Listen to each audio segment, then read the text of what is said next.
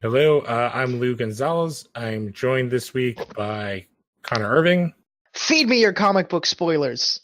and the person I do so many podcasts with, Alan Muir. So they just found a cave in British Columbia, That's my place. I'm there. and they named it the Sarlacc Pit. Hell yeah. That's Go awesome. us. It's because weed's legal here. No one cares anymore. Half of the place always smells like pot now. That's awesome. I'm waiting for it here. What state are you in? I am in Virginia. I'm We knowing elected. So I'm still technically in the South, but we elected a new governor last year, so that's part of the reason he was elected. Ooh. So, Interesting. hopefully. So we're going to start off by talking about and explaining to Connor what Heroes in Crisis is and why it can go fuck itself. Oh, fuck yes, please. Okay, start from the beginning. What's up? Heroes in Crisis, we're up to issue 3, which came out last week. So that would be the last week in November. It came out. So the first issue basically opens with... I don't know what that was for. I just made that sound because of my. I just saw the first story, and I've been waiting for about 10 years for this for this reunion. Oh, they did it for a minute. We'll get to it because it ties into this directly. They did it for like a hot second in New 52 for like 3 issues. But so the first issue of Heroes in Crisis basically opens with the Trinity, so Batman, Superman, and Wonder Woman, coming upon a house out in the middle of nowhere. There was a bit of a lead up to this, so it's called Sanctuary. So in several of the books, so Red Hood and the Outlaws, Flash, was there any other one, or was it just those two? I think it was just those two. Basically, those were the two because of Wally and Roy. So Wally West, the second Flash, and Roy Harper, Red Arrow / Arsenal, dude that beat people with a dead cat. Yeah. Basically having trouble with being a hero. Roy was having problems with he was tricked. His ex injected him with drugs when he was onto her scheme. She's a villain, Cheshire, and he kind of was forced to relapse. And Wally, after kind of is the start of the rebirth from New 52 to Rebirth. So he returns, except that his wife doesn't remember who he is, and his children don't exist, but he has memories of all of this. Ooh, nasty. And so he has been dealing with that in the Flash book. And basically, he kind of, at the final point, him and Flash actually fight, and it's an awesome fight. Cool. And the Justice League actually has to come in because their fight is going to destroy the world and possibly Oh, the that's a universe. good fight. I dig a fight like that. Not just that, Hunter Zolomon gets involved. Yes, basically Okay. they were Hunter Zolomon. So he is Wally West's version of the Reverse Flash. Okay. Yes. You may know him from the Flash TV series as Zoom. Yes. So I'm not that far yet, but thank you. yeah, they switch around names all the time, but he's basically Professor Zoo. So he basically played them off each other. Wait, so Not- did you say Professor Zoo? Zoom. Z-O-O-M. Okay, sorry. Please go on. I'm sure that there is a character called Professor Zoo somewhere. That just blew my mind. I love DC hero names way more than I love Marvel hero names. Oh, yeah, because they're super corny from like the 50s and 60s. Oh, yeah, and Lagoon Boy. I cannot Yes. overstate how great of a name Lagoon Boy is. Just Yes. don't be confused by the Professor Zoom, who's actually Barry Allen's Reverse Flash in the New 52.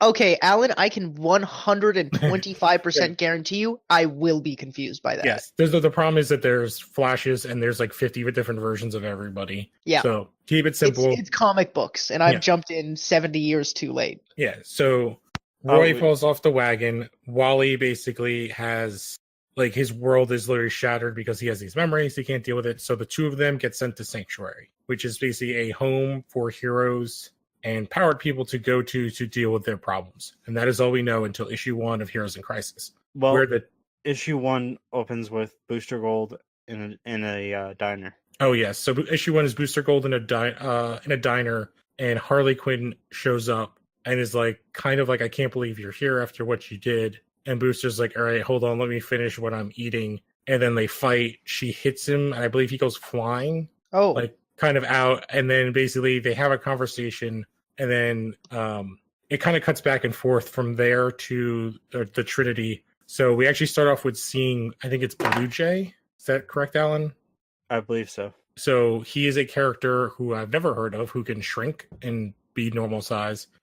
Crow's eating his shrunken dead body. Bummer. And I think we see Commander Steel and Lagoon Boy and somebody else. Oh, dead. okay, yes. I know this panel that you're talking about. Yes. I'm And then looking at it right now. Yeah, they open the door and they find Wally and Roy dead, and everybody's dead. Like, there is no one left in this house. Oh, fuck. And basically they have no idea what's going on, but everybody's dead. So from here it cuts back to Harley and Booster, and basically both say to each other in some way, like, I can't believe you killed them all. And that's where issue 1 ends. Where you can't tell. And now Booster is there. He's the only other hero that, like, we've directly seen why he's kind of there. Yeah. Well, why is that? So because this is the writer of this is Tom King. He's also the current writer on Batman. Yeah, Batman. That was the third book that led into this, because Booster had an arc on it, and he sort of had some problems. Booster done fucked up. He decided to give Batman a wedding gift for his wedding to Catwoman of going back in time and saving his parents from being murdered. Oh. Which basically makes a timeline where Catwoman's insane. She's a serial killer. Gotham is a shithole. Bruce is this, like, pure blue bread, like, yuppie piece of garbage. Tim Drake became Batman, I believe. Interesting. Okay. And basically it ends where everybody, Booster thinks that if he gets Catwoman, he could show that they're still in love, because Gotham police shoot his, Skeets, which is his, like, little robot time traveling buddy. Oh, no. And they, like, screw it up. But he, like, starts to self-repair. So Booster is stuck in this timeline for what, like a year or two, I think? Something along the lines of that. Yeah, because he has, like, a giant beard. And he's in Arkham. But he ends up breaking out Catwoman. And he tries to bring her to Bruce to be like, hey, look, it's the love of your life. In which she kills his parents. Batman shows up and kills... He has guns. It's Dick, and he has guns. Him and Catwoman kill each other. Okay. And then Bruce basically, I believe, blows his own brains out. Okay. And then the blood gets onto Booster's goggles. And then Skeets shows up and is like, hey, I repaired myself. And then, like, pops them out of there. And they fix the timeline. And that was the last time we saw Booster until this moment. Okay, totally fair. That would fuck anyone up. Yeah, I believe... I don't remember. I think towards the end of that issue, he's actually, like, cleaning his goggles. And he's, like, doing that, and I can still see the blood thing, that very Shakespearean thing. Yeah. So issue 2 of Heroes in Crisis, so that would be last month. So this is where we get this kind of weird intercut kind of testimonials from different heroes. And we get, which we see in panels where they're kind of talking to camera, because they are literally talking to a camera. So we get this from a bunch of characters. I like this. I really like this touch. So yeah, in issue 2, what's revealed is it's not only these kind of D-list and F-list heroes, although, like, Wally West and Roy are probably, like, B-list. We also see that the A-listers have come to Sanctuary at points. So we see Batman talk about after Dick Grayson is shot, he goes there and he talks to this thing about, like, how he keeps getting his, like, sidekicks killed. We get this really interesting thing with Clark where he's dressed as Clark, but talking about being Superman. And the fact that he's not sure if Clark is Kal-El pretending to be human, or if, like, Superman / Kal-El is Clark, like, being, like, more unleashed, and he doesn't know who the real him is. If he's either of them or neither of them. And, like, this kind of weird thing that he's going through where he doesn't really have an identity because these two dual identities are so separate, which is an interesting concept. You know what? I would like a book out of each of those singular conversations. I would love to see, like, that breakdown of Batman and Bruce. Yeah. We also see Diana, and I don't remember what she does, Wonder Woman.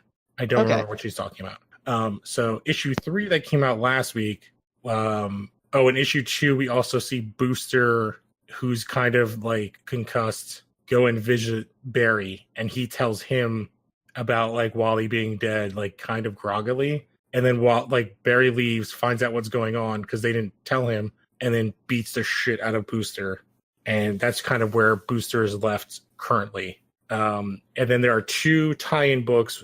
So there is the Green Arrow book, which is basically Roy's funeral, and which is very interesting. And then the Red Hood book, which is another funeral tie-in. Yeah, which is basically Bruce going to Red Hood and being like, your best friend's dead. Bummer. Yes. Big bummer.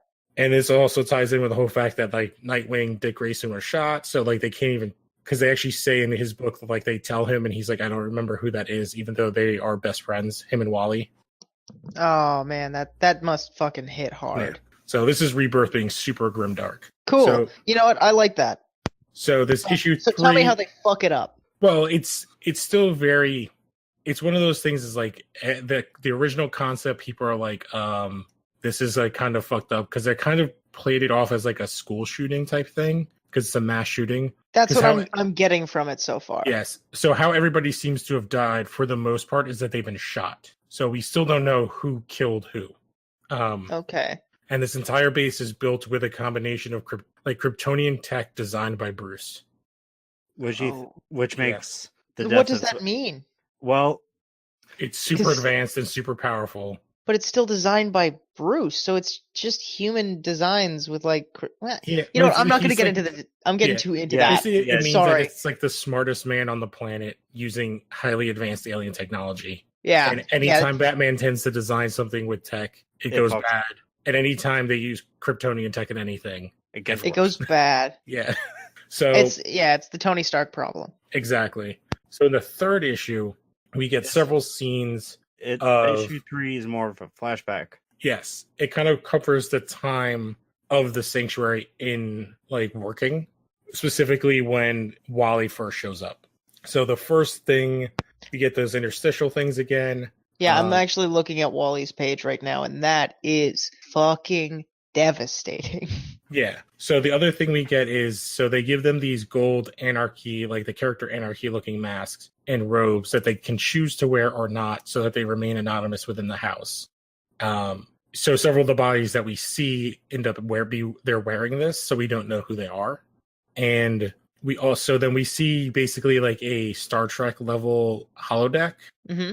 So that is where you get that scene with Barry talking to his wife and Wally talking to his wife and kids. So, and it's like kind of a VR room that allows them to work through. They can make anything they want appear there. Yeah. So Wally has him meeting his wife and his kids and hugging them.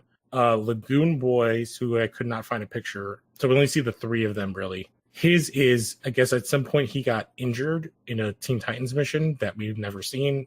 It's more because DC continuity is kind of messy right now. Yeah. You guys were you've mentioned in previous episodes that DC kind of keeps their timelines kind of purposefully muddy so that you can kind of just, if you're a new writer, you can jump in and just start stomping around and it doesn't really affect too much. It's not like the rigid accounting of detail that Marvel currently has for the continuity. And that's one of Marvel's biggest problems right now, is they're just so adherent to a timeline. Yeah. So the only one was a story last week, which will tie into a new story this week, was there's only been there's been a couple of books that have had to push back because they drew them with stuff that did not work with the main books. So basically the Justice League books would tie into, this is like a Justice League side book. So this is kind of current continuity as opposed to like Doomsday Clock, which is like set in some obscure future point, or any of the others. I thought it was set 5 years in the DC future. Yeah. Or and then any of the characters' individual books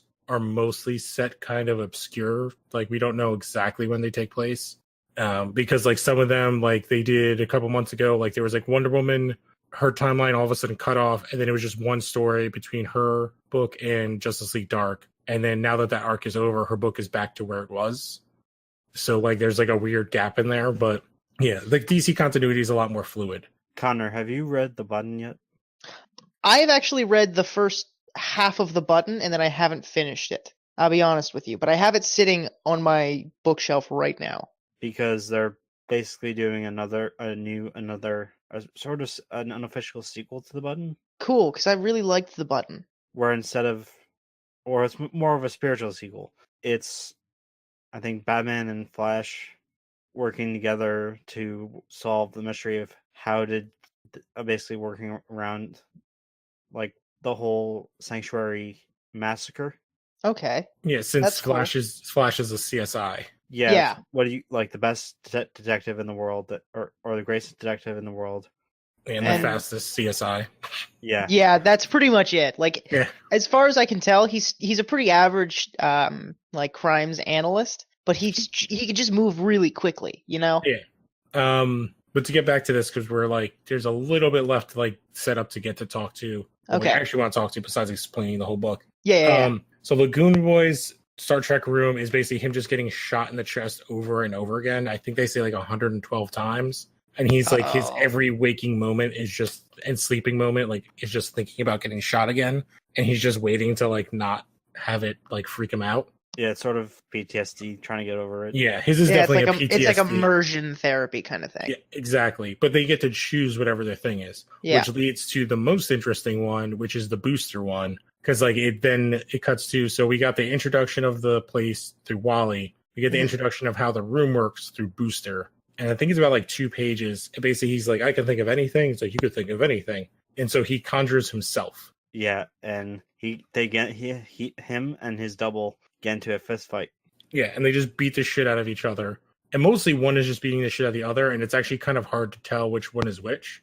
In the panel I showed you, I believe that I'm actually looking at the argument panel, and that's with He's the context. one on the That's right. really cool. Yeah, he's the one on the right that's all like disheveled. But I'm pretty sure when they're fighting, it's the real one beating the crap out of the hologram. Hmm. I don't see the one beating the shit out of the hologram. I didn't put it in there, but that's that they show. Okay. And then so we get more. So there's like another, what is this, 9 characters that they show in here. So we have Tattooed Man, who is like a nobody character who was kind of in season 1 of Black Lightning. I've never heard of Gunfire. Commander Steel, who is currently in Legends of Tomorrow, but never uses that name. I have no memory of Narc. I think the last time he was around was New 52. Narc was in Titan's Hunt. Yeah, he's like kind of in their version of the Savage Land, but except it's inside the Earth. Is that correct? No, he was in Titan's Hunt as like the whole Titan's Hunt book was sort of led into the formation of the Titans Rebirth book. Okay, yeah, I It was don't sort remember. of bringing together Dick, Roy, Don Troy. Oh, that first iteration of the team with Tempest and stuff. Garth. Yeah, and I can't remember what the other girl's name. She's like a psychic. Love. Yeah, I don't know. I don't remember his story. I don't remember Red Devil is another one. I don't remember him. I know Blue Devil. I don't remember Red Devil. Part of me thinks that these are, aside from Poison Ivy. Well, yeah, there's a couple of these that are villains because Poison Ivy is kind of villain. Tattooed Man is a villain. Gunner, I think he's a new creation. Some of these have to be new creations or like Z-list. Well, yeah, because Blue Devil actually just popped up in Justice League Dark. So Red Devil is not the same character. I have no idea who Protector is. I have no idea who Nemesis is. Solstice was a character that was a new creation for the Teen Titans in New 52 and then just vanished. And Poison Ivy. So in the book, all these people are dead. Poison Ivy's dead. The reason Harley is there, she's not actually part of it. She goes to visit Poison Ivy. So that is what places her at this place. And then basically the issue ends with the actual, a couple of the murder scenes in which, I can find a picture. It says, I have one of them. Proceed to exit, or proceed to the nearest exit.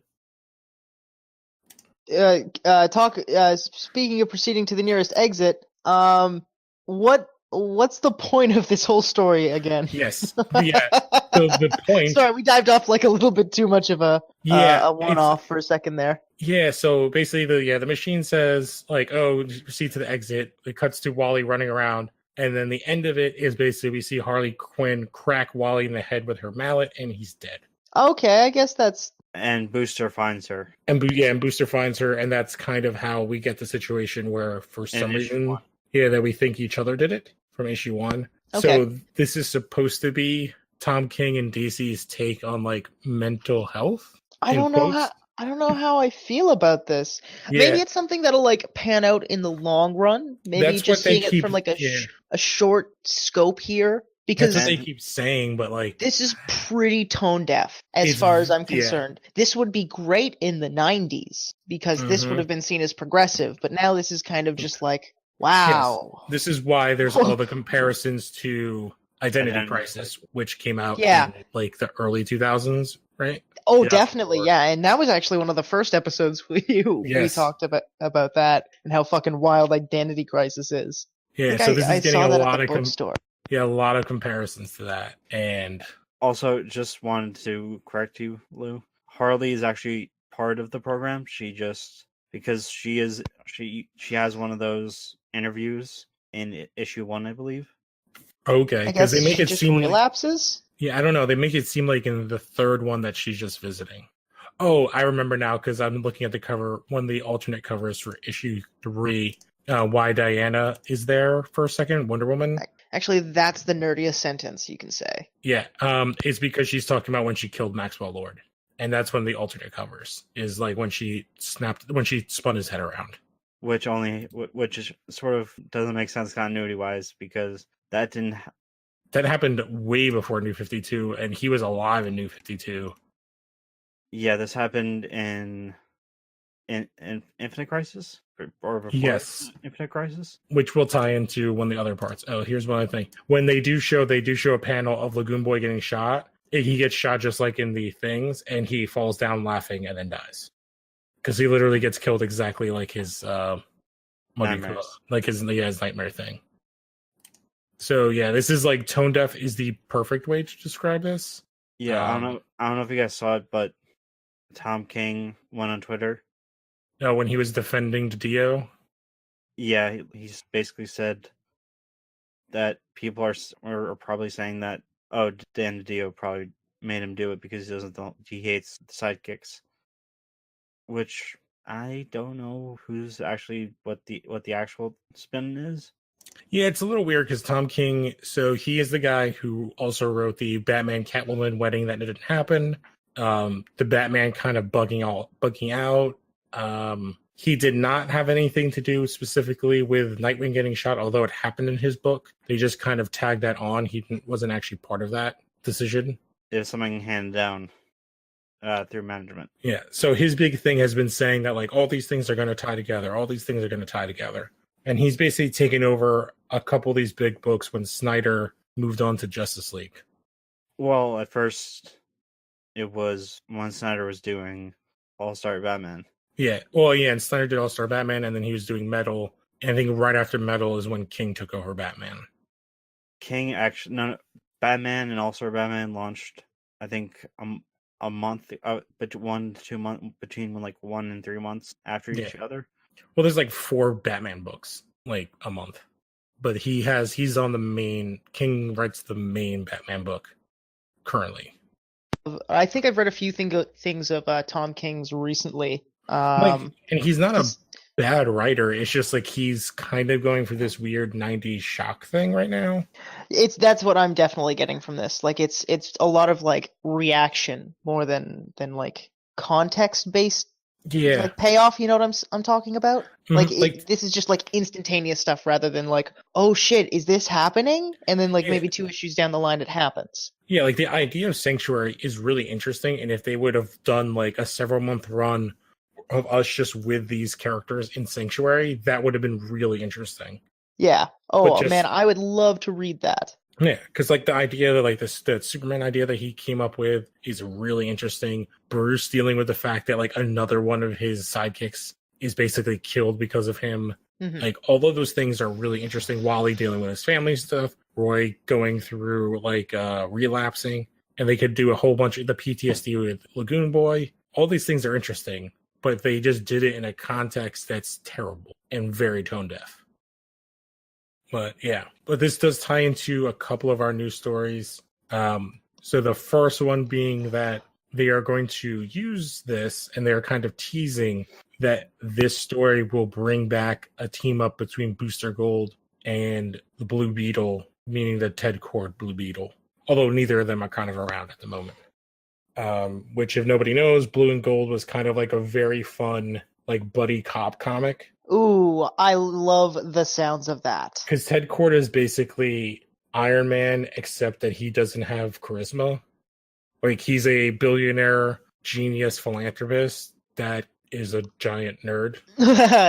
Hell yeah. Hell And yeah, he's- dude. He's basically the way Brandon Routh portrays Ray Palmer on Arrow and then Legends. Yeah, because that character was supposed to actually be Blue Beetle originally. They cast him as Blue Beetle, and then Warner's was like, no, we like that character. You can't use that. And then they turned him into the Atom. And Booster is literally like a jock moron from the future that just does things because he has future tech. Otherwise, he is a giant tool bag, but a lovable tool bag.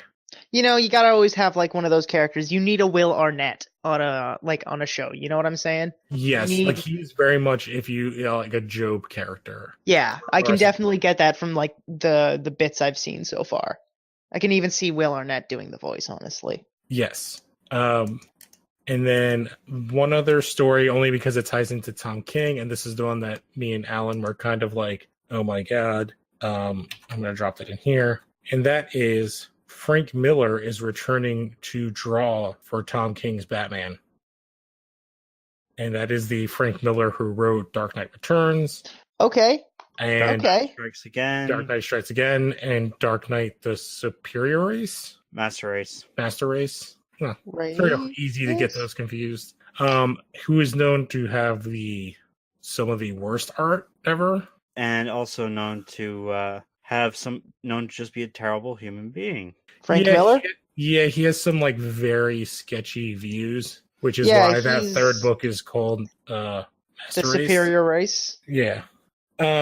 He has interesting ideas, but he's kind of a leftover from the 80s. Yeah, you can definitely tell. But that is big news because basically he is a name that they bring about. He's old as dirt.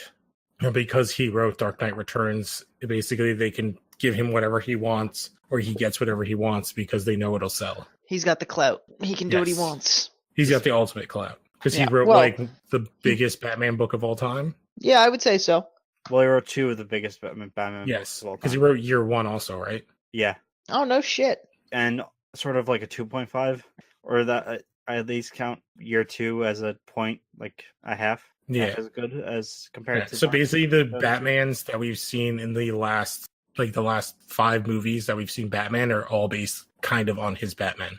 Because the Christian Bale version is, especially in Batman Begins, is heavily based on his Year One. And then Ben Affleck is basically doing the Dark Knight Returns. Yeah, and DC actually did. They did adaptations of both Dark Knight Returns and Year One. Yeah, they did the 2-part animated one, and then Year One it was a movie as well, which they're both really good. Bryan Cranston as Commissioner Gordon in Year One was Awesome. yeah. And then in RoboCop did Batman in Dark Knight Returns. Dark Knight Returns, the original RoboCop. Peter Weller.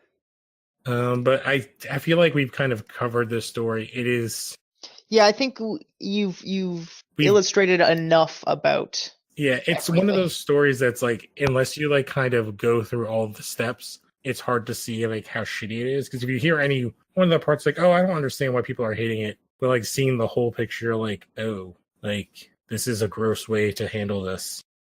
But Al, you actually read something that wasn't DC Comics that you wanted to talk about. Yeah, I read a Marvel comic because Bum bum bum. my Comixology subscription list, the Marvel stuff is now heavily outweighing the DC stuff. Bum bum bum. Well, that makes sense because they have their DC Universe app. Yeah, well, they have their DC Universe stuff. For example, when Other Connor was going to be on this. Wait, you're telling me that there's another man named Connor on this planet? Yes, there are many of them. Bullshit. He is I know 5. I'm not Oh. even joking. Oh, in real life, I think In real life. I've met one Connor. Well, congratulations. You're I've, you're in the south. Well, That's- currently, yeah, fair enough. yes. I have yet to meet and Alan. Hmm. Specifically spelled the way what mine is spelled. Oh, That's true. I think I've maybe no, I don't think I've ever met someone either. 2 L's. yeah. I met about 1,000 people with my name, and half of them are in my family. Then I have Oh, to cool. carry a piece of paper in my car to prove that I'm me and not another one of me. But yeah, Alan, you read a Marvel book. Yeah, I read Return of Wolverine #1 by Charles Soule and Steve McNiven. And oh my god. All right, I need you to sell me on this book as somebody that gave up Marvel a long time ago. You sold me on Ms. Marvel a while back, and I really like her. Sell me on why I should care about Wolverine. This one. Does he have laser claws? Does he have Hulk serum? No, he has his claws can now heat up. That's the only downside. Okay, so this is the like laser claw version. Not or laser, heat claws. Yeah. Did they explain how that works? Or they're just No, like comics? It's comics. Yeah, it's more of a reimagining. Can you give me an example of like how thermodynamics would allow his claws to heat up and not burn him and cook his meat from the inside? I guess that joke deserved that silence. Yeah, I'll yeah, leave that definitely. silence in. Yeah, thank you, because that was on Maybe purpose. Maybe if I feel up to it, I will put in an applause break and make you guys feel terrible. I'm so excited to hear. This book does a lot of fan service. That is a dangerous sword to stand on. No, I mean, like it's either doing a lot of fan service is either going to turn out amazing or is going to be hated. okay, so it starts out with Logan just waking up in a waking up with blood in his hands, he breaks out of a cage. He's bloody. He's all cut and bloody. Notices there's a woolly mammoth in a cage. There's a saber-toothed tiger in a cage, and hilarity ensues. As it should. Hilarity, absolutely. That's the first thing I Yeah. think of when escaping bloodied and beaten. So he's just like, they're not so far not saying like, oh, this is how he's alive. They're just like, yeah, he's alive. Deal with it. Like for right now. Yeah. And doing like a very similar scene to like Weapon X of him waking up in some sort of a facility. Yeah, that is pretty fucking cool. Well, But that image you did share was the personification of badassery.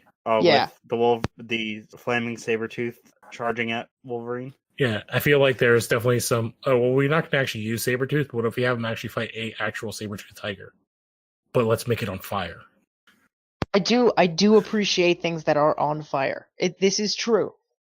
It counts more to me than it does any other time.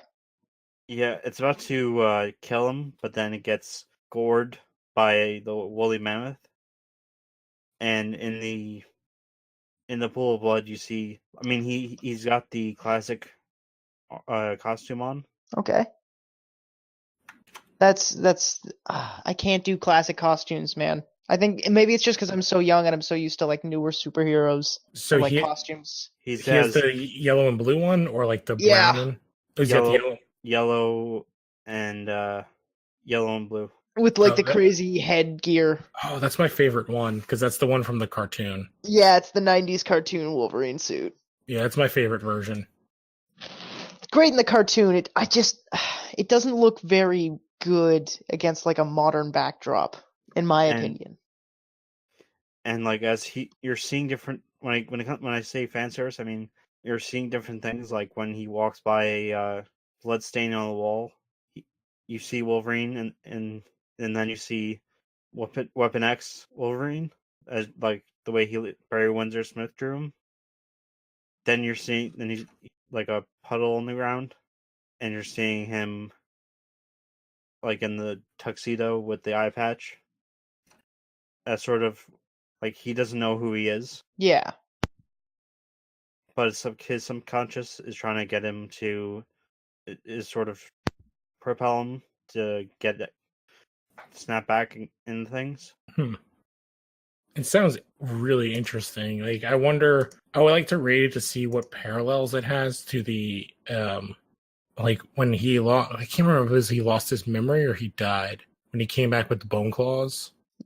Uh, I can't remember because there was a point where he was like didn't remember who he was, and he was like running around Japan, and like somebody had like his soul, and Doctor Strange had to help him get his soul back. yeah, I don't know what any of that is, but that sounds metal as fuck. That Oh, sounds like a yeah. Danzig album cover. Yeah, there's definitely been anytime anybody has to go to hell for some reason, Doctor Strange joins them. So it was like Wolverine goes to hell. I think that might have been actually what the story was called. Wolverine goes to hell. Yeah, he's going there regardless. Yeah. But like somebody like not Lady Deathstrike or some other Japanese person he pissed off in his past, specifically like took his soul and put it in somebody else. And it was like screwing with his healing factor. Okay, so he right before or when he wakes up, or he finds a doctor or a scientist in the cave, informs him that he tells Wolverine that Wolverine was he has to remember that he was a gray man until Sotera stole it from him, and that their leader Persephone wants to do that to everyone on Earth. She wants to take our greatness. And then something that's even more metal. Okay, make it more metal. He grabs Wolverine's wrist, which is it sort of in a fist shape, or is it in a fist? Puts it against his forehead and tells him and tries to get him to the snick. Yeah, fuck yeah. So he stabs himself in the brain? That's what you're telling me? He wants Wolverine to do that. Oh, so rad. Incendiary grenade gets thrown in. Oh, bummer. But he looks over and sees that there's glass like halfway, pretty deep in his head. Yeah, I imagine that would do it. You know, that'd put it down there. Yeah. Fucking nail the point home for sure. But you've been enjoying you enjoyed the first issue? Yeah, because it ends with him putting on, or throughout at a certain point in the issue, you see like what looks like memories, but it's actually it's kind of Wolverine's mind palace. For those of you who've seen Sherlock. Okay, I can dig that idea. And there are tons and tons of cages that have to be opened, but it's up to Wolverine has to decide what to let out. And you see inside there's like Storm, the memories of the Weapon X project. Interesting. There's a shot of Sabretooth in one of the cells. Cool. Sabretooth is rad. Cyclops, who nobody likes.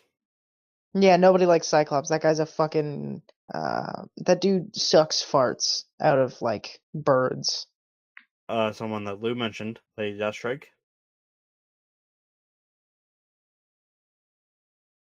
And I have to say that the art in this much better than the Death of Wolverine. I don't know, man. I thought the Death of Wolverine was some pretty good art. It wasn't great, mind you. Yeah, because it wasn't Steve McNevin. Fair enough. I'll give you that. I also don't know who that is. I'll be honest. He wrote, not wrote. He drew Old Man Logan. Okay, yeah. Goddamn, that is some good art. Those are some black lines. If I tell you what, I tell you what. Is that Southern enough, Lou? Did I get it? I have no idea. I've only lived here for 2 years, so I don't know. I'm from New Jersey. Oh, fair enough. Fair enough. I'm not that far into the South. I'm in Virginia, and in Virginia, I mean, I am like 10 minutes from man, the Pentagon. I have no idea what any of that means. The Pentagon is the building that you can go into in Fallout 3, and that's where you get power armor training. That's what I know. So I'm like 10 minutes. I'm like 12 minutes from Washington, D.C. Cool. Do you have to fight any ghouls or raiders on your way to work? Or super mutants. Or super mutants. There's definitely super mutants. They're like on the path you get there. They're not really there right now because it's so cold. But in the warmer months, they're definitely there. They're usually like standing like in the medians, and they want money. Yeah, that they're from something. Definitely. Oh no, man! Here in Canada, we got them all year round. They're just like acclimated to the terrifying temperatures of here. Yeah, and they want that free socialist medicine. Oh boy, it's medicine, boys. Yeah. Get your hot drugs. Get your hot drugs over here. Fresh IV bags, straight off the hospital floor. All right. Did you have anything else about the issue, Alan, that you want to share with the class? The issue ends with practically the lone survivor of the while Wolverine is like as he's going through trying to figure out stuff, a woman's son gets taken, and Wolverine agrees to help her get him back, and Where's my son? and he's told by her that Persephone's people took him, and that she's practically the devil, Mm-hmm. Good. and it's just a shot of him and changing out of his wrecked costume into the red and black, saying "Let's go meet the devil." Oh, I definitely want to see this costume. I Oh, just posted it. you just in showed the, it. Yeah. I like the costume. I hate when they make his hair like that, though. When it's like, Oh, when it looks 280s or 290s. yeah, it's like really wide. Like I don't know why. Like I don't like the beard becomes the hair, but he has nothing on his chin. Like he has mutton chops, like the greatest mutton chops ever, but they just go into like I'm not sure how to describe it. I like the blood coming out when his claws, like that thing, and I like the color scheme of the suit. It reminds me very much of like the Ninja Daredevil, but I just don't like the hair. Yeah, that's a common complaint. Yeah, it's just like Connor said you did not like the '90s look. Like Yeah. like that's my Wolverine. Like, imagine if you just shaved all the hair and the beard off of him. Imagine how small his head would be. Oh, his head's really tiny. Well, he's supposed to be like 5'2". Yeah, he's like 5'3" or 5'4". Some real like little boy shit. 5'4". Some manlet stuff. Yeah, He's a little Tom Cruise guy. he's a little Tom Cruise guy, but with knives that come out of his hands. You don't know Tom Cruise doesn't have knives that come out of his hands. No, he has Scientology that comes out of his mouth. Yes, but he's like a level 12 like Xenu overlord. Xenu dude. Yeah. He knows about aliens that we don't, and you know what? That's what he gets for being rich. All right. He tried to get. He refused to come out of that closet. Yep. And he was almost Iron Man. Yep. That's crazy. That's a bullet dodged. But are we good, Al, to move on to my last thing that I read? Yeah. Okay. So I read, which has been kind of an interesting big crossover that just sort of finished up this past week. I think they did 2 issues in the week, and that is the Aquaman like Justice League crossover Drowned Earth. And to recap it quick, before basically 3 space ocean gods come to Earth, flood the planet with poison water that turns everybody into the Davy Jones style Pirates of the Caribbean fish monsters. The only people left alive are Batman, who is in a bat wheelchair because he got the shit kicked out of him in the previous Justice League story.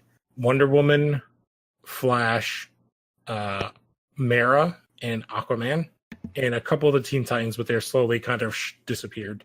And Batman is guarding the item in which the Legion of Doom that is currently resurrected, led by Lex Luthor, is after, which is the totality. But that's really the least interesting part. I thought you were going to say the Pirate Skull. Yeah. The That what? is an aspect of this. He was making a joke about Pirates of the Caribbean. Okay, yeah, that went over Yes. my head. I'm sorry. But basically what ends up happening is these gods come. Poseidon, obviously the Greek god of the sea, is nowhere to be found. And what's revealed is that Cheetah actually killed him. And so the Legion of Doom has been collecting several like extremely powerful items and abilities. So Sinestro is a member. He found a light that is the most powerful light. Cheetah found the ability to kill gods, like there's poison on her claws. And this story that's pretty standard, if you ask me. Yes. So this story is about Black Manta getting his item. And basically Black Manta strikes a deal with these gods. They strip Aquaman's abilities from him and give them to Black Manta. That's pretty cool. That's a cool so concept. he's able to connect to all of ocean life. And as they get into this, they basically say like, well, since all life started from the ocean, his powers really connect to all living things. and that this ability is what makes Earth special.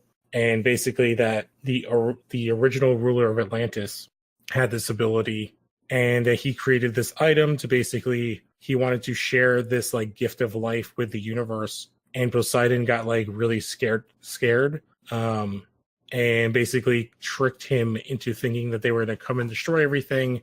And he corrupted this item, killed these three gods, and imprisoned them. The Legion of Doom helps them escape by tricking Arthur into calling them. They come after they strip Arthur, they send him into the graveyard, like basically where gods go to die.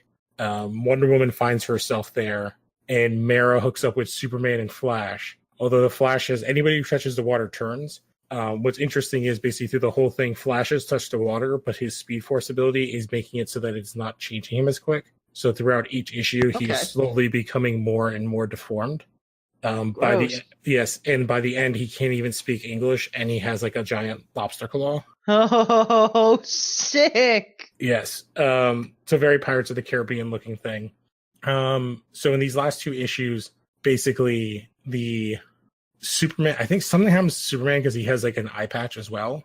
But Mara, Superman, and Flash are able to get the item that's like pure death or whatever that the original King of Atlantis had, and she turns it into a sword because it's made out of like special water, and so now they basically have a weapon to kill them. Wonder Woman meets Arthur in the graveyard of the gods. They meet Poseidon, and when they ask him for his help, he spears Arthur with his trident, which Wonder Woman loses her shit. And we actually that is an issue. Is that the one you sent in the chat? Yes. So what ends up happening is it's actually like a trick. That's how like the issue opens. Okay. Arthur goes into this like place where he gets turned into like it's him as a little kid on his ship with his father. Interesting. And his father's Underwater?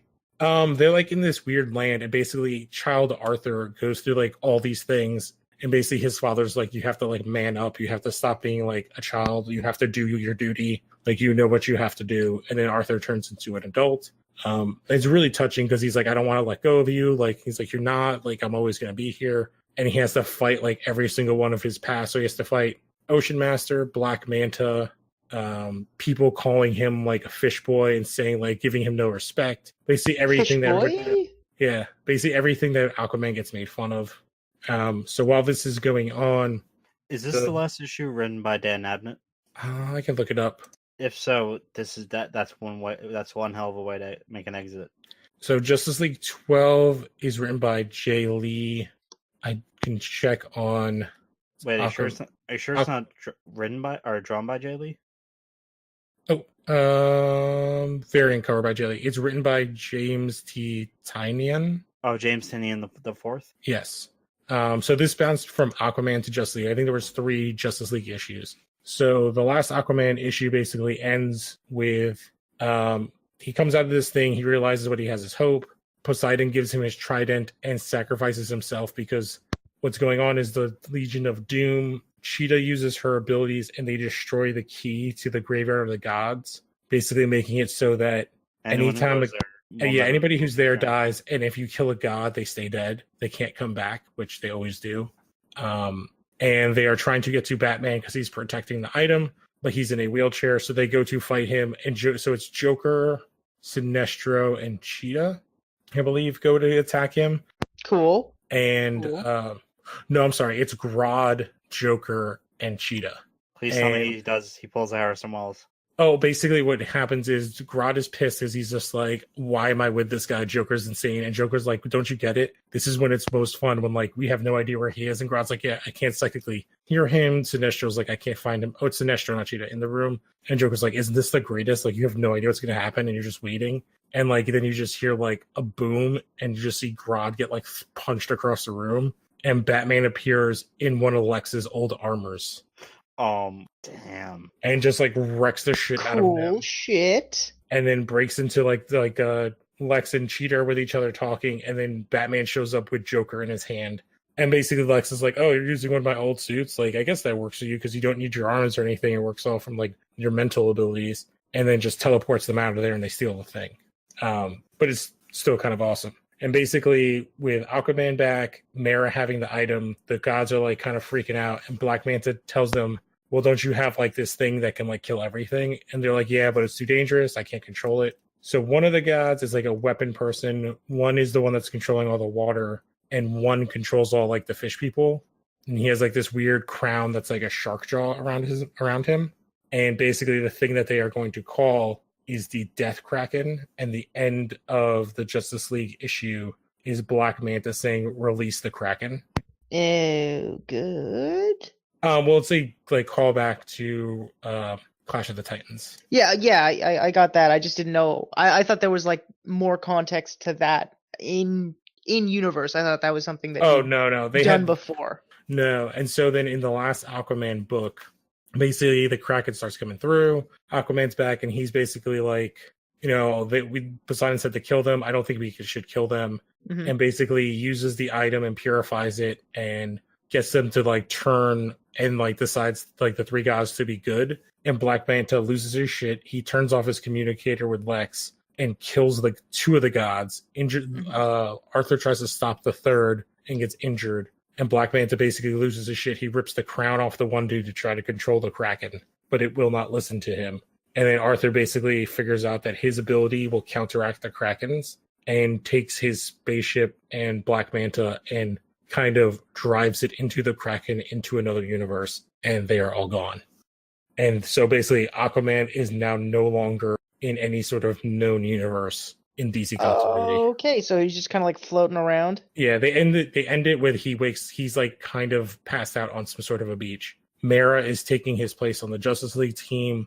The one god that survived repaired all the damage. No one remembers anything except for who saved them. The Legion of Doom got their item, but lost Black Manta.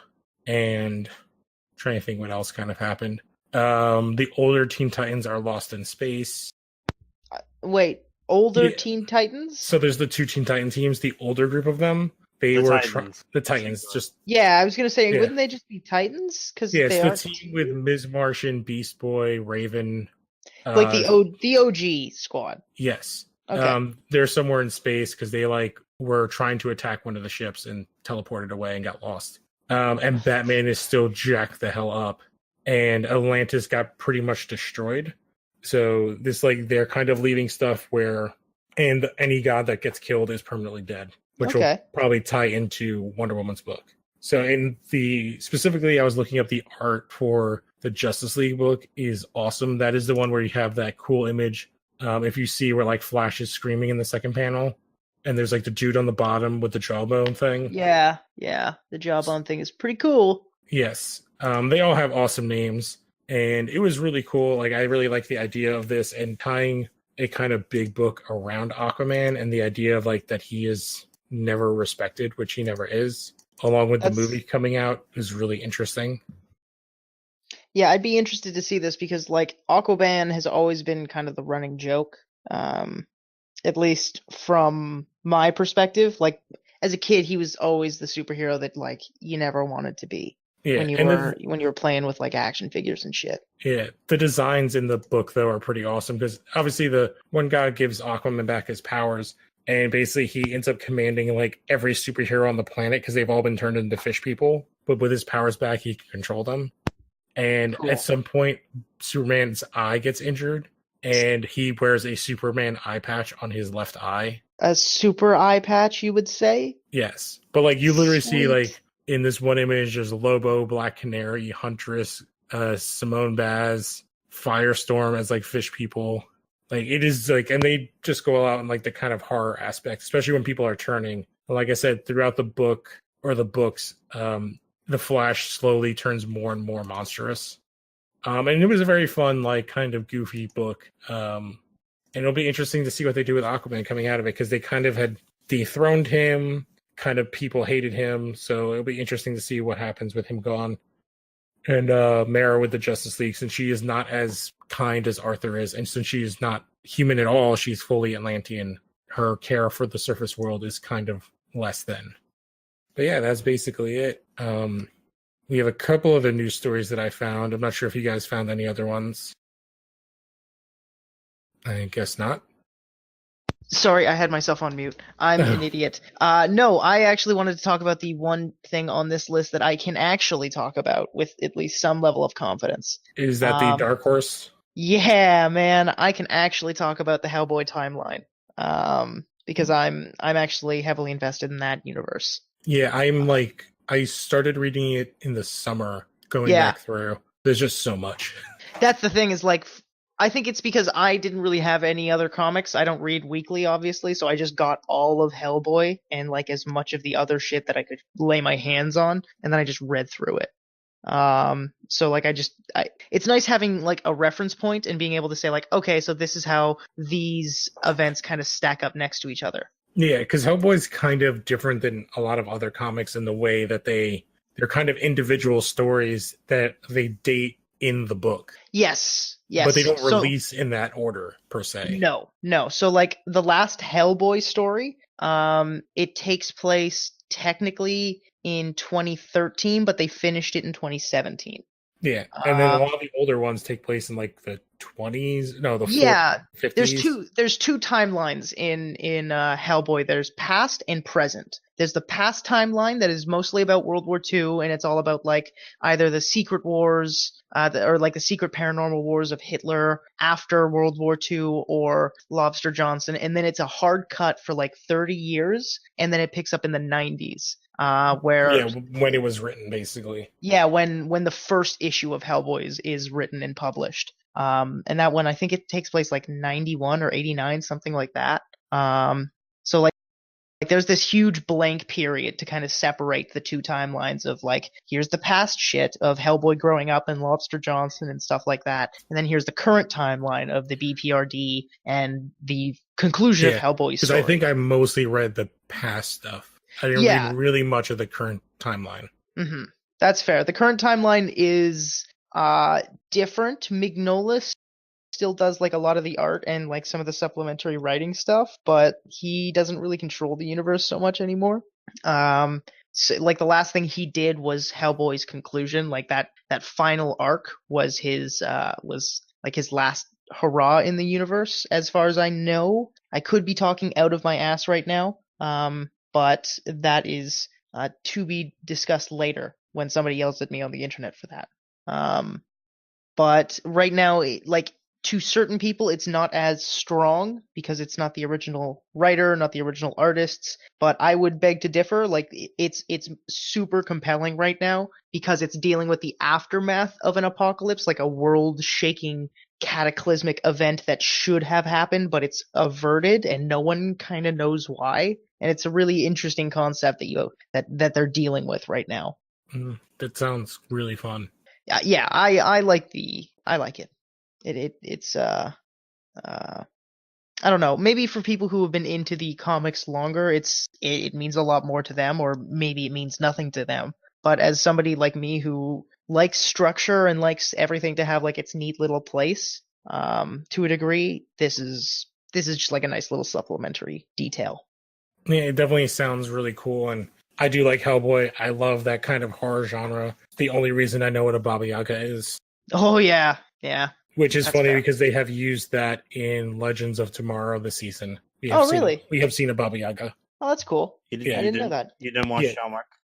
You didn't watch what? John Wick. Oh, I saw the first one. Yeah, yes. John Wick's nickname is the Baba Yaga. Okay, yeah. But like, I mean, in reference to what it actually is with the chicken house. Yeah, the chicken with the chicken leg house. Yeah. Yeah, it's real cool.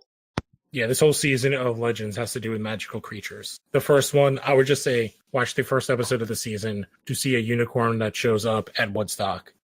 And it shoots magical LSD out of its horn. What? Yes. Legends of Tomorrow puts, like, fiction writers to shame. Because Legends of Tomorrow just goes above and beyond everyone else. I just saw like a Gorilla Grodd attack Barack Obama when he was a teenager. Oh yeah, that was like season 2, I think, right?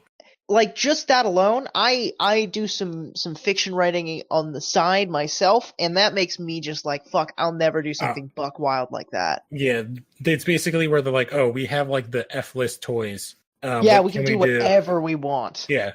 So yeah, this season is specifically to do with magical creatures. So they've had a unicorn, a gigantic kaiju squid monster.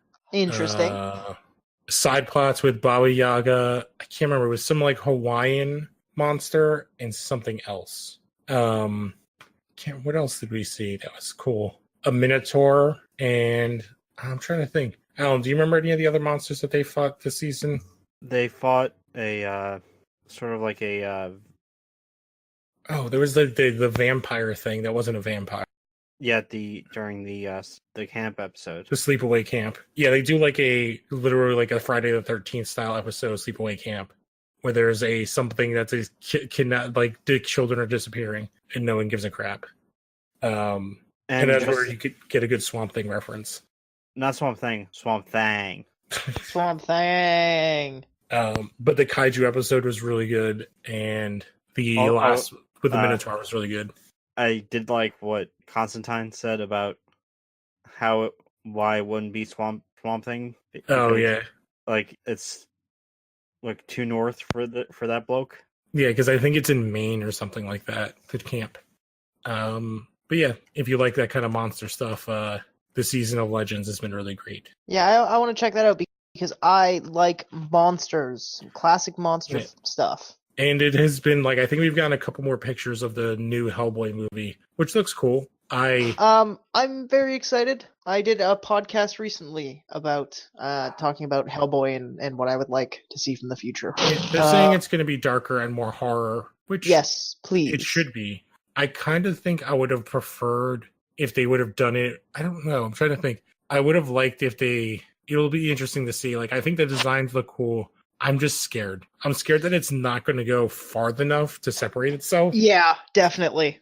Because if they kind of half measure, it's weird. They are doing one thing that really annoyed me in the first movie. That's when like they hide the Super Society from public view, and in Hellboy canon, that's not true. Like, everybody knows about magic, everybody knows about this shit, and when you see Hellboy on the street, you see Hellboy on the street, and you're like, well, that's Hellboy. And then you just keep walking. And there was a leaked trailer from Comic-Con. I only watched about 15 seconds of it, but they kind of just solidified that point, and at least they're sticking that much closer to like the established canon. And I can very much enjoy that, and I do enjoy that.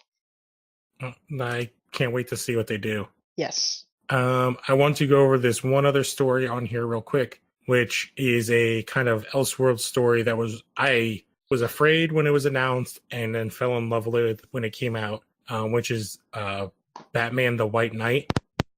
So they are doing a second book, or a second volume. What is that?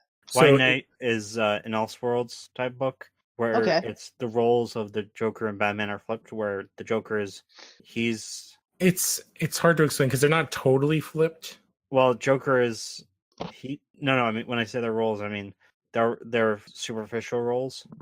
What do you mean superficial roles? So basically, in the story, I'll quickly go over. Basically, Batman's gone really hardcore off the edge, and the Joker is Jack Napier, and he breaks into some company, some like chemical place, and like takes a bunch of pills, or Batman shoves a bunch of pills down his throat that cure him, and he becomes only Jack Napier, and he's cured of like his psychosis. Oh, okay. So like the first couple of issues deal with him going to trial and basically saying, well, I was insane and I was also beaten by a vigilante multiple times, never properly treated for my mental illness.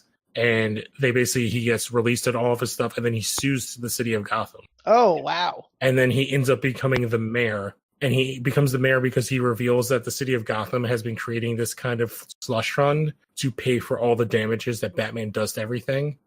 By like writing. That's pretty cool. Yeah, because there's like, it starts off where basically Batman's chasing him, and basically Napier has created all these plans to turn the whole city against Batman. And then when he becomes the mayor, he basically convinces Nightwing and Batgirl that Batman's lost his goddamn shit, and that they decide to join the GCPD.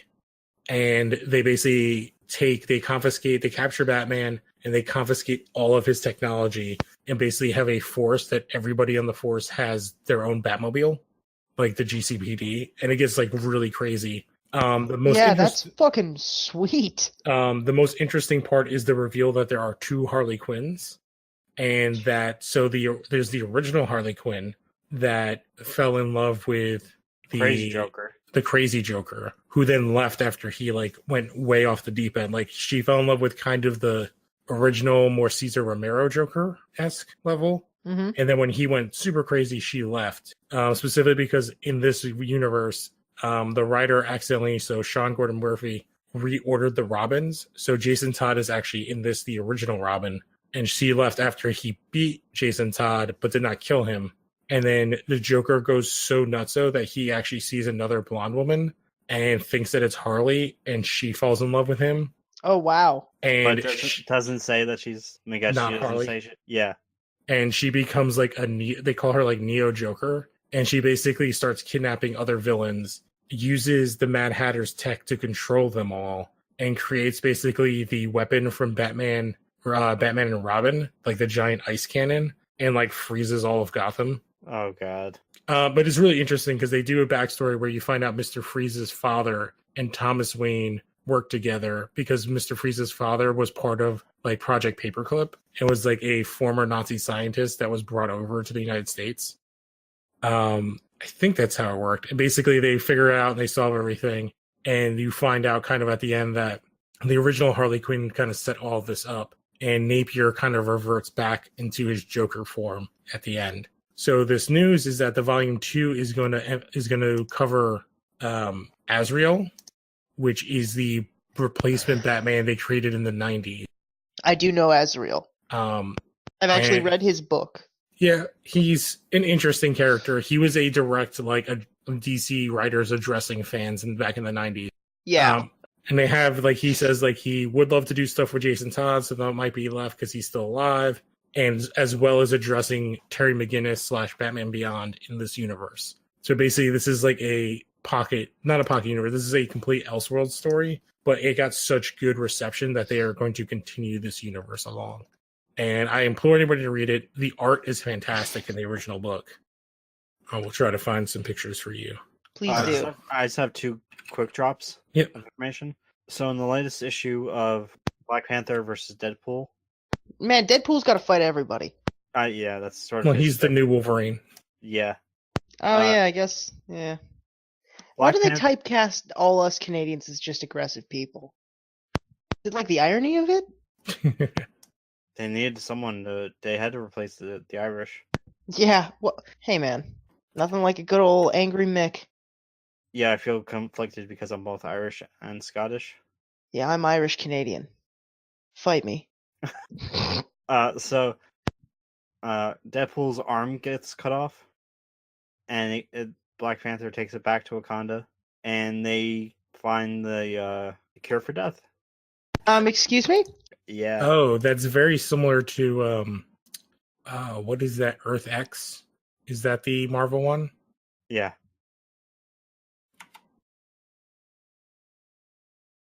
Other than that, is there anything else we kind of want to talk about today? I think that was most of the news that I thought was relevant in any way. Yeah, like that all of us could talk about. There is one last one. It's just that they and there's a new team leader of the Titans. It's my dad. Close. Don's Ooh. right. Of the TV show or the comic book? The comic book. Okay, I read that issue, or the newest issue, and I guess they're more hinting at something going on in the future because, that's the team that's in space. So I don't know how much a leader means right now. Because the last issue, Ms. Martian is so jacked up that she actually reverted to her white Martian form, and Beast Boy has gone totally feral. And Raven's basically useless and has no emotional connection to anything because she lost her soul self. So yeah, I don't know what they're going to do with that team. That book is much better than the other Titans book. The other Titans book is complete trash. They give a reason as to why they elect her team leader, and that's because she has the experience of working with the Titans before, like the prior version of the Titans. Oh, okay. Add to that, she's a commander and soldier. So that's something. I mean, I don't know who half these people are, so I can't really claim to be any expert on the matter. Whatever you do not watch Titans. I'm not going to. Don't worry. I watched the first episode. I'm going to try at some point when I have free time, which means after I finish watching all the CW stuff, Narcos, rewatching Dragon Ball Z Abridged. Like, Well, it is way down on my list, but I will eventually get to it. the thing is, I'm like, I watched at least 3 episodes. That's a fair amount. I usually try to do that. And the first episode I didn't like, hated. Same. The second episode, still didn't like. Third episode left me with dumb face. Oh, you fucking tease. You son of a bitch. I'm going to give part of it a try because I want to see their Doom Patrol, which I actually think is a book and story that you would really like, Connor, because it's basically Grant Morrison doing the X-Men in DC Comics. Oh, fuck yes. Oh, all my favorite words. So it's like, so the one that they've shown is like Robot Man, who is literally a robot man. I can't remember who's doing the voice for him, but they are supposedly doing a spin-off. That's going to be the second show on the DC universe. Second live action show. Yeah, because Swamp Thing is happening next year. And Young Justice season 3 is going to be next month. Next month, yeah. Ooh. But it's not. They have a lot of star power. With Doom Patrol, they've got Alan Tudyk doing. Already, I'm in. You got Wash. They have. Is he the professor or is he Robot Man's voice? And the reason this ties in is because Beast Boy is an original. He's originally a member of Doom Patrol. Yeah, well, I mean, if you watch the old Titans show, they do an episode. That's why he wears his outfit. It's actually sort of the Doom Patrol outfit. Okay, I didn't know that. That's actually really cool because I watched all of the classic cartoon. Yeah, they do an episode where he like meets his like old family and they're in those suits. That is the Doom Patrol. Cool. That's really cool. I thought they were just like cool little costumes that they wore for like a one-off. I didn't know they actually had any connotation to the comics. No, yeah, and there's like, I don't know who they're doing. Like, is it, I can't remember her name, but like the female Metamorpho. Oh, Elastigirl. Yeah, I think they're doing her. So I think this last image, that is kind of the lineup they're doing for the show. Negative Man. He's the guy that's I like a mummy. the Doom Patrol cover there. That's really cool art. Yeah, so the mummy guy is Negative Man. Cliff Steele. That is Robot Man, right? Yeah.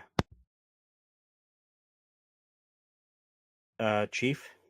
Is this it, Chief? Chief is like their professor wheelchair guy. Yeah. Well, that's good.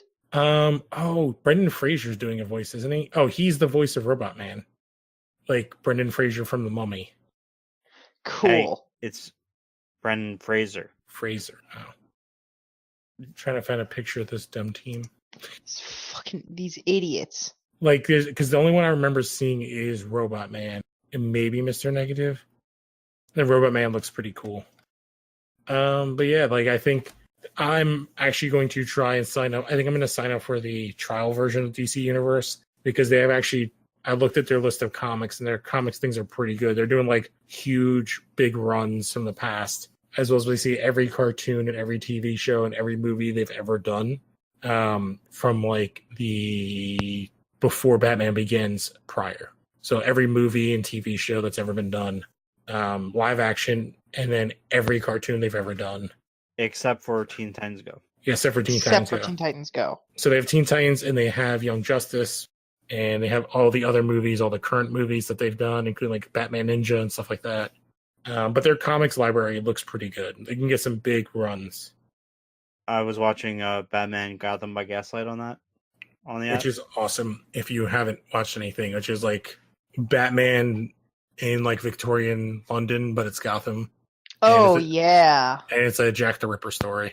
Okay, cool. Yep. So watch Classic. that. And I think we can kind of close out on everything from there. Well, Lou and I have to watch it for something. Yes, for one of our other shows. The other one. Yes. So why don't we close out with some quick plugs? Connor, you want to go first? Yeah, you got it. I am on Twitter at SystemMonitor1. I'm on Instagram at maybe Connor. I'm at losthorrowgames.wordpress.com. Did I do that right, Alan? God Fuck! fucking damn it. Fuck! Fuck! LostHorror.wordpress.com. Last month Yep. we was arguably the biggest month we of the site's history. Yep. We got 422 views, Oh shit, that's awesome. and your Red Dead review was instrumental. Fantastic. Glad to hear I could help the site achieve such a lovely number. Yeah, that's awesome. I still have not beaten that game yet. Yeah, no, I actually just forced a friend to beat it because I want to do something podcast related with him about it. And he sat down last week to just play it, and he beat it last night. Wow. Like he just sitting down because he was on chapter 2, and he was like, "Fuck it, I'll just storm through it and see how far I can get." And he only got to chapter 6, not even the 2 chapters after that. He just beat the main game, and he was like, Yeah. "Dude, I can't do this anymore. Like, I genuinely need to stop playing Red Dead right now. I can't play it for a while." Yeah, I like take time off the story and then just go hunting for a while. Yeah, beating that game fucking drove me insane. Let me tell you what. Because like it took 2.5 weeks, and then it took like another week and a half to get the review up and like satisfactory. You get your money's worth with story. Oh, good God, yeah! I ate that.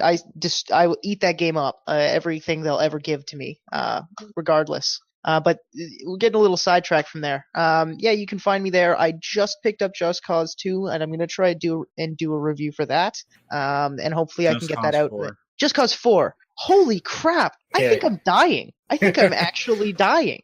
I was gonna say, I'm like, oh, why are you picking up the old, like a really old version? Yeah, I'm picking up Just Cause 2 so I can just get the ability to use a grappling hook. Just Cause. And that's it. Yeah, I was about to. At first, I thought you were legitimately. I got you. No, man. You got me. I'm slow, but I'm worth waiting for. Hey, I just love really just telling people that they're wrong about something. I just love. That's doing fair, man. I respect that. And when I'm around, Alan, you for a fact you get a lot of opportunities to do that. So I'm more than gracious to let you constantly tell me I'm wrong. Because I am usually wrong all the time. Other than that, yeah. Oh, I was on a episode of the Monster Mash with friends of the show, Hunter and Arlen. And we talked about Hellboy because I fucking love Hellboy. So go check that out on Anchor FM. And I don't know if it's on like Spotify and iTunes yet. I should probably. I think it's on iTunes. Okay. Yeah, it's also on Spotify.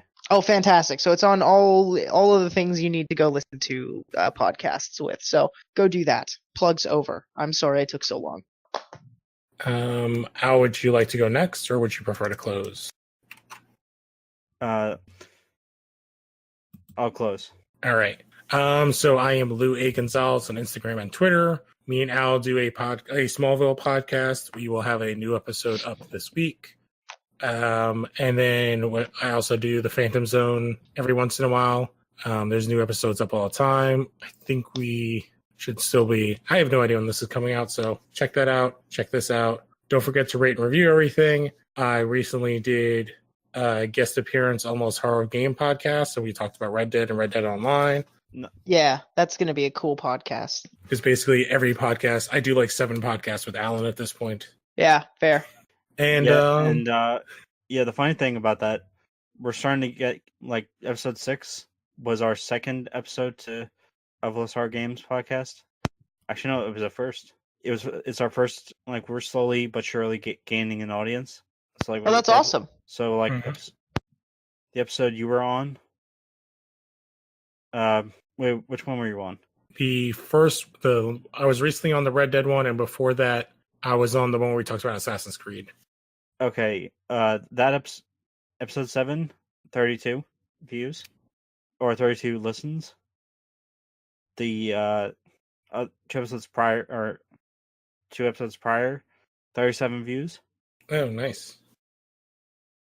All things from humble beginnings. Yep, and that wraps it up for me. Al, do you want to close us out?